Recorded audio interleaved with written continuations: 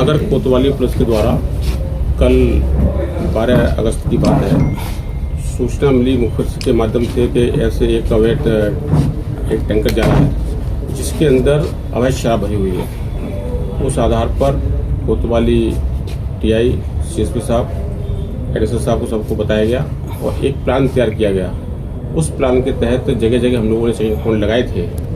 तो जब उस ट्रक को यहाँ रोका गया, उस टैंकर को, तो टैंकर में उसको थाने पर लेकर आए और उससे पूछताछ की गई। उस पूछताछ के आधार पर ये तय हो गया कि इसके अंदर शराब है।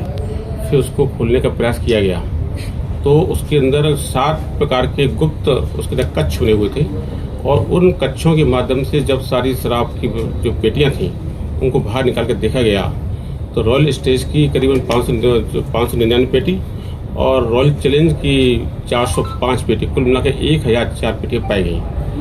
ये अवैध शराब जो है ये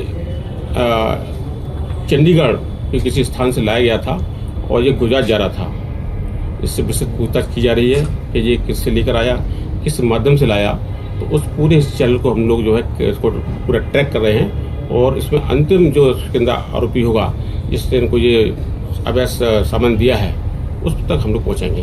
इसमें पकड़ पंजीकृत कर लिया गया है और इसके आधार पर उसका पीआर लेकर मैंने आपको बताया कि इन्वेस्टिगेशन में इसका सोर्स कहाँ से इसने लिया है, ये उस सोर्स से लेके और कहाँ लेके जा रहा है, ये इस चैनल को हम लोग अपने विवेचना में ले रहे हैं। इसलिए इसको जो है इसका पीआर लेंगे और पीआर के बाद में जो जिसके पोजीशन से ये जब्त हुआ है वो इसका ड्राइवर है रघुवीर सिंह, उसको गिरफ्तार किया गया है। इसके साथ साथ में जो इसके अंदर अवैध शराब है, इस शराब की कुल इसकी कीमत लगभग 1,44,00,000 है।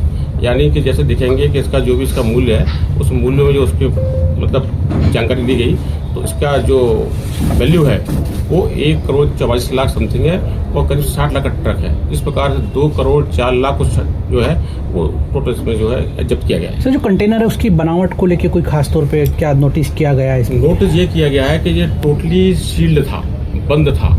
इसके अंदर उन्होंने जो पेटियों को रखा उसके बाद में उसके सभी को जो सील कर दिया गया तो जब इसको खोलने का हम लोगों ने प्रयास किए तो उस सेक्शन को मतलब काट के उसको विंडो बना के तब वो पूरी सामग्री को बाहर निकाली गई है। इस प्रकार से इन्होंने उसको जैसे आप कह सकते हो, जैसे आपने कुछ इसमें दिया, वो लिखा हुआ है कि पुष्पा फिल्म के जो थी उसको किस प्रकार से इसमें इस्तेमाल किया गया है। तो ऐसे ही इन जो कह सकते हैं कि अवैध इस व्यापार के लिए इनके द्वारा ऐसे सेक्शन सारे जो उसके रजिस्ट्रेशन की जो उसके डॉक्यूमेंट हैं वो प्लस जो नंबर प्लेट की जो दोनों डिफेंस है अलग हैं, इस संबंध में हम लोग विवेचना कर रहे हैं और निश्चित तौर पे किस प्रकार से उनके द्वारा इसमें इस्तेमाल किया गया है, कौन कौन से लाश को सब ब्रेक किया गया है, वो सारी चीज़ों को इसका समझ इन्वेस्टिगेशन पार्ट है। ये सारे तथ्य जो है वो हम लोग उसको देख रहे हैं और एक टीम का गठन भी कर दिया है उसमें कि पूरे इस मामले को हाईवे है और नेशनल हाईवे से सैकड़ों हज़ारों गाड़ियाँ प्रतिदिन यहाँ से जाती हैं। हम लोगों का यहाँ मुख्य तंत्र एक्टिवेट है, हर चीज़ को हम लोग बारीकी देखते हैं। आपने देखा होगा कि पिछले साल भी हम लोगों ने कई प्रकार के वाहनों को पकड़ा है, सीज किया है।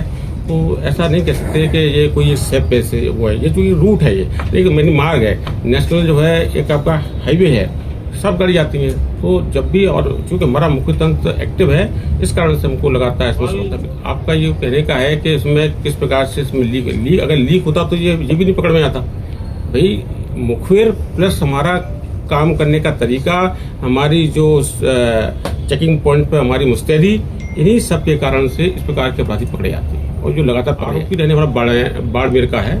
तो इस संबंध में भी हम लोग वहाँ से भी इसका आधार कार्ड वगैरह की जो इसको वेरीफाई कर रहे हैं और इसमें मतलब आरोपी कहाँ का है, इसके साथ साथ में कौन कौन और इन्वॉल्व हैं वो सारे तथ्य इसके अंदर। उसका मोबाइल फोन है, जो उसका जो भी तथ्य बाकी वो सब साइबर की भी हम लोग बदल देंगे। इसमें मैंने जो टीम बनाई है उसमें साइबर का भी मैंने डाला है और हर प्रकार की पहलुओं पर हम लोग नाम के लिए हम भरपूर नाम दे मतलब इस केस में बताया मैंने, थाना प्रभारी से लेके जो इसमें रहे हैं उन सभी को। ये सब जो तथ्य जो है वो इन्वेस्टिगेशन के पार्ट है। किस प्रकार से उसने किस चीज़ का इस्तेमाल किया है, किस डिवाइस का इस्तेमाल किया है, वो सब हमारा इन्वेस्टिगेशन का पार्ट है। उसको हम ध्यान रखते हुए हम इसमें विस्तार पकड़ा गया है। इन्वेस्टिगेशन ऑन गोइंग है, अभी इन्वेस्टिगेशन चल नहीं रहा है।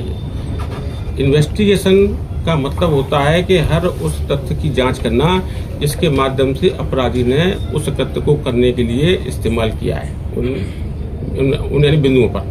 तो हम उन सारे पहलुओं को तभी तो उसको इन्वेस्टिगेशन करके माननीय न्यायालय में पेश करेंगे ताकि वो इस प्रकार की भविष्य में पुनरावृत्ति न कर सके।